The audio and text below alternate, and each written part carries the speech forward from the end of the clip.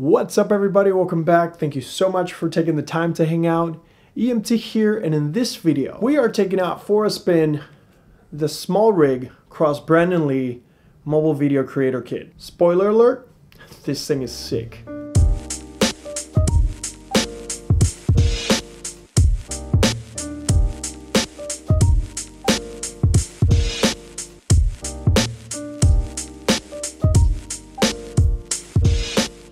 Alright, so SmallRig reached out and shared the mobile video kit co-designed by Brandon Lee, and I'm just gonna cut to the chase and spoil the ending. This thing is amazing. And in this video, I just want to highlight some features of this kit and some of the things I discovered along the way regarding my workflow in playing with ProRes.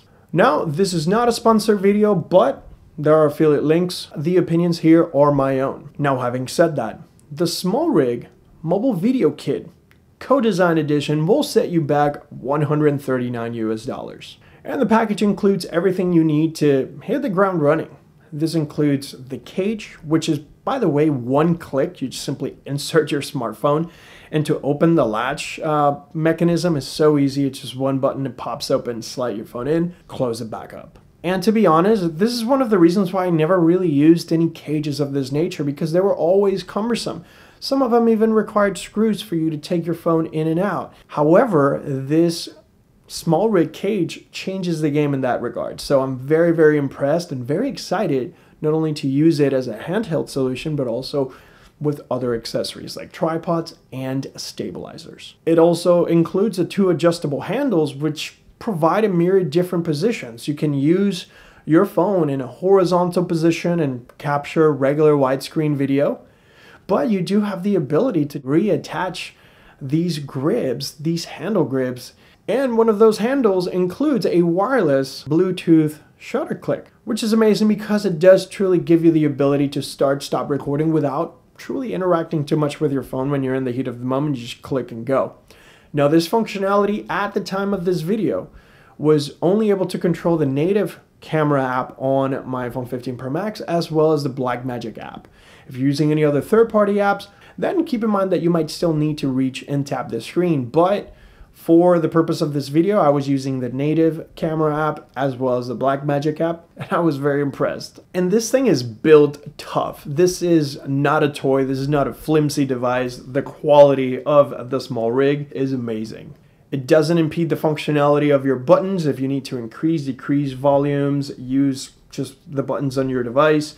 It doesn't block the speakers, it doesn't block the microphone, so I am very, very impressed. Now, this kit also included a VND, a magnetic VND, which is a variable neutral density filter. It also includes the adapter ring, so you can use this in conjunction with your smartphone. And this VND goes from ND2 to ND32, which is a huge, huge range. Now, the reason why it's so important for you to have a VND filter, especially when capturing with your smartphone, is that the phone automatically changes the settings for you in order to give you the best exposure, especially if you're shooting with the native camera app. But regardless, if you go from an indoor dark environment to outside and you have to crank that shutter speed, that automatically is going to hinder your ability to capture cinematic looking video, especially when we're trying to follow the 180-degree shutter rule, which means that your shutter speed should be twice your frame rate. So if you're shooting 24 frames per second, most cameras will jump straight to 50,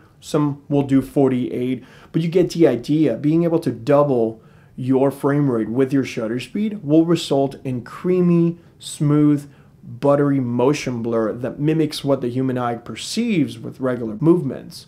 So this will have incredible implications on the way that your footage looks, the way it feels when you're panning, capturing a spinning wheel, water, things of that nature that are in constant motion. And on top of being able to achieve a cinematic shutter speed, it does increase a little bit of that contrast and a little bit of color, a little bit of warmth here and there, which is very welcomed, especially if you're looking to color grade your footage in post. When you shoot ProRes log on your smartphone, you will definitely feel the pain in terms of storage capacity. So having something above 512, a terabyte, is paramount. But you do have the ability to record directly into a USB Type-C drive, SSD drive. And this is when I started learning a whole lot more about my workflow, not only while capture, but also in post. So this is the setup that I was able to put together in a quick fashion for a couple of projects that landed relatively quick. I did also include a PGY Tech Magic Arm.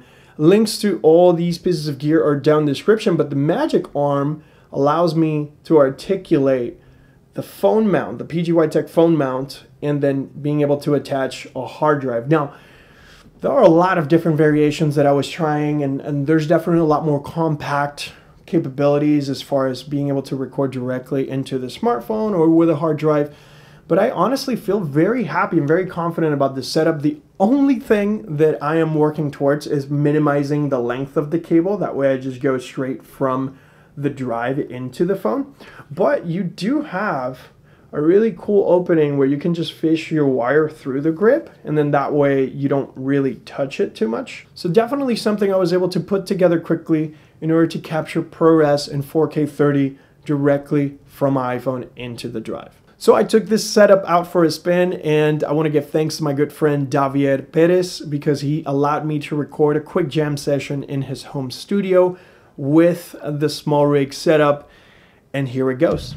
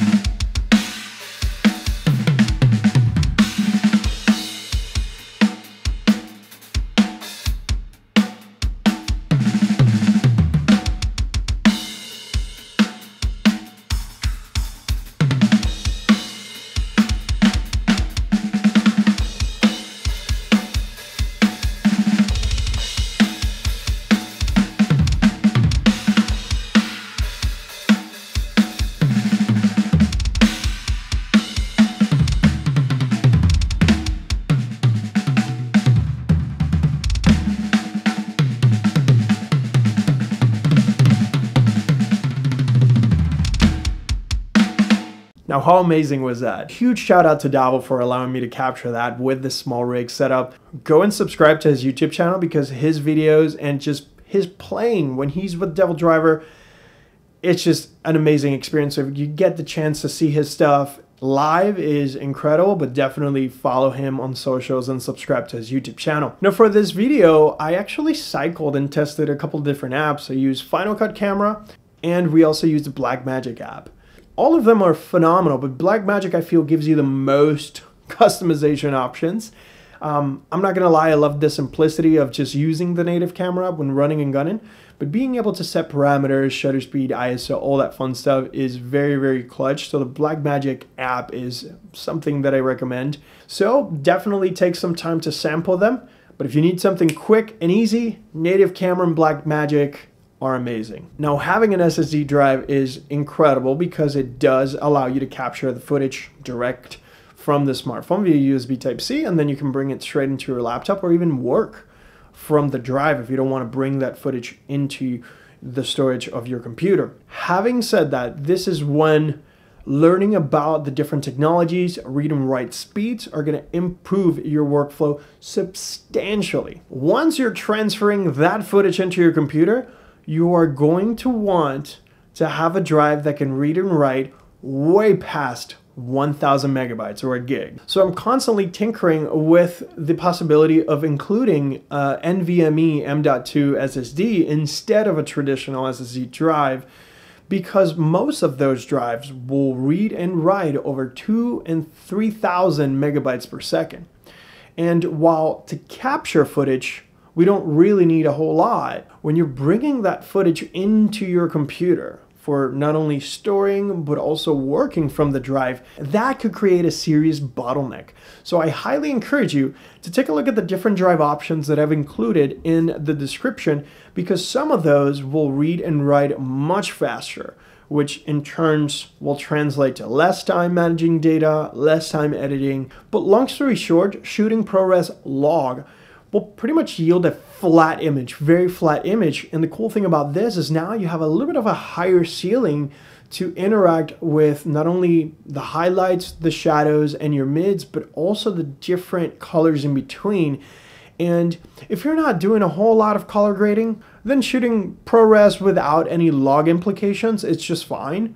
But if you're looking to color grade and tweak this and make this footage your own, give it a little bit more of your own character, then I highly recommend to shoot log, which will give you that flat looking profile, but then you have a lot more headroom to interact with your colors, with your highlights, with your shadows and your mids. And if you're looking for even better image stabilization, I was able to use the SmallRig cage with the Hohem iSteady MT2, which is one of my favorite gimbal companies. I am actually supporting them at Comic-Con. So if you happen to be at Comic-Con, come say hi. We're going to be hosting a panel there with the good people of SmallRig. And I'm just super excited because this came to be super quick and super exciting. Like, SmallRig is actually going to be there talking about their products and how to take mobile videography to the next level. I'm going to be talking about the smartphone stabilizers like MT2, M6, and Lexer is going to be there. So if you happen to be near the San Diego area or you're going to the San Diego Comic-Con, we will be hosting a panel at the Marriott on Friday at 4 p.m. So more details down in the description if you happen to be around. I will more likely have my cage with me because I will be capturing content in the convention center. But this was a really amazing aha moment that I had when I received the rig. I was like, oh, I can actually use this with my MT2 stabilizer and have a complete solution. Not only attach lenses to the cage, but also attach filters, film ProRes, have the AI tracker track me. So if you're looking for a complete solution, this is a fantastic offering that will not break your bank. This combo with the iSteady MT2 with the SmallRig, I'm just saying, just throwing it out there to the powers that be. This seems like a really good potential collaboration. All in all, I'm super stoked about being able to leverage the SmallRig mobile video kit, cage, and handles for a wide variety of shoots. I love tinkering and building my rig with the PGY Tech Magic Arm and all these different pieces. It was like a really nice therapeutic workshop for me to be able to like put stuff on my table and start coming with ideas and concepts. So I highly, highly recommend you to check out SmallRig. But I want to know what you think. Let me know your thoughts in the comment section down below. If you have any questions or suggestions, drop them down there so we can continue to create relevant content for you. If you enjoyed this video, give it a thumbs up and subscribe down below. A lot of you haven't, so go ahead and help me out. Give it a sub. All the links to all the gear I use, including SmallRig, are down in the description. And as always, thank you so much for sharing your time with me. I'll catch you on the next one.